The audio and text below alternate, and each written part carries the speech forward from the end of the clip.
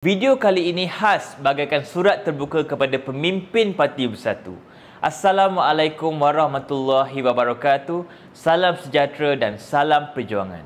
Sebagai pemuda ahli Bersatu yang cintakan perjuangan parti, walaupun saya masih muda, masih banyak tidak faham tentang kepimpinan dan masih banyak yang saya perlu belajar, tetapi saya mempunyai impian untuk percaya.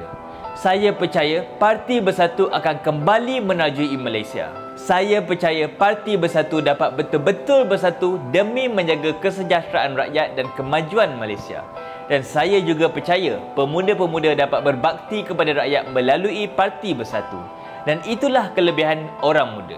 Di saat kami tidak mempunyai apa-apa, kami boleh percaya pada impian kami. Jadi saya mohon kepada pemimpin-pemimpin Bersatu, berimpilah seperti mana kamu pernah berimpi ketika kamu sebaya dengan saya.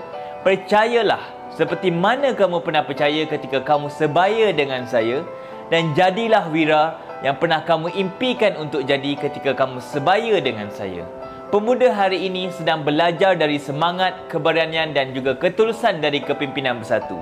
Maka berikanlah contoh yang terbaik kepada kami. Kerana apa yang kami lihat daripada kepimpinan hari ini akan membentuk siapa kami pada masa hadapan. Harapan kami mudah. Semoga pemimpin Bersatu dapat memperkukuhkan parti dan fokus kemajuan untuk rakyat. Bersatu untuk Malaysia.